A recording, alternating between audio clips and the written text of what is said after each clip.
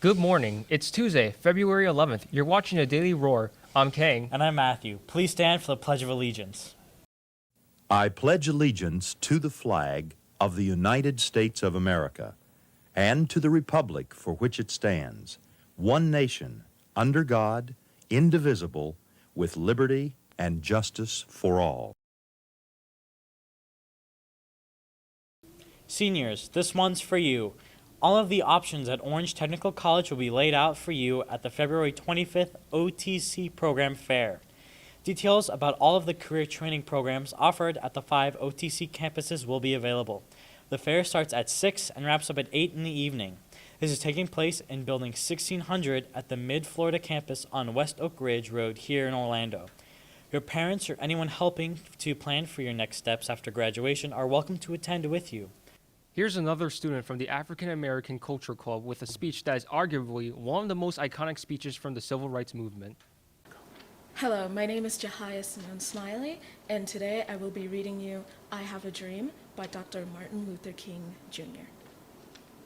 I am happy to join with you today in what will go down in history as the greatest demonstration for freedom in the history of our nation.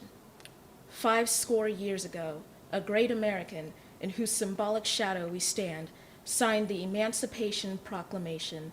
This monumentous decree came as a great beacon of light of hope to millions of Negro slaves have been seared in the flames of withering injustice.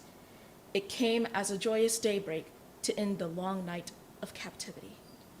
But 100 years later, we must face the tragic fact that the Negro is still not free. 100 years later, the life of the Negro is still sadly crippled by the manacles of segregation and the chains of discrimination.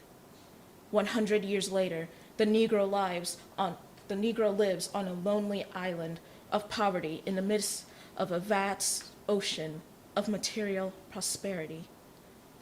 100 years later, the Negro is still languishing in the corners of American society and finds himself in exile in his own land.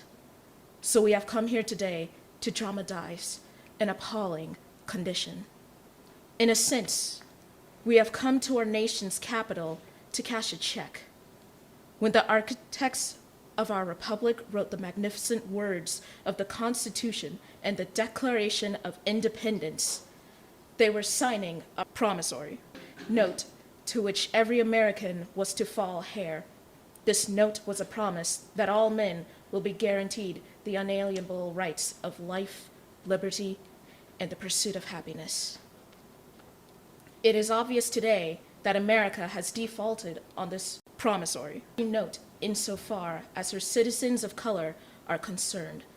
Instead of honoring the sacred obligation, America has given the Negro people a bad check, a check which has come back marked insufficient funds. But we refuse to believe that the Bank of Justice is bankrupt. We refuse to believe that there are insufficient funds in the great vaults of opportunity of this nation. So we have come to cash this check, a check that will give us upon demand the riches of freedom and the security of justice. We have also come to this hallowed spot to remind America of the fierce urgency of now. This is no time to engage in the luxury of cooling off or to take the tranquilizing drug of gradualism. Now it is time to make real segregation to the sunlit path of racial justice. Now is the time to open the doors of opportunity to all of God's children. Now is the time to lift our nation from the quicksands of racial injustice to the solid rock of brotherhood. Thank you. The girls and boys water polo teams competed over the weekend. Check this out. This is the girls team all up in Lake Brantley's business. And when our girls have the other team in this defensive position, they are practically unstoppable. And this time it is no different. After a couple passes, that's right, we score. The final score of the girls' match was 14-3. The boys' match was a draw. Their final score was 5-5. And with that, we're out of time. I'm Matthew. And I'm Kang. You're about to hear Someday Dub by Kevin MacLeod.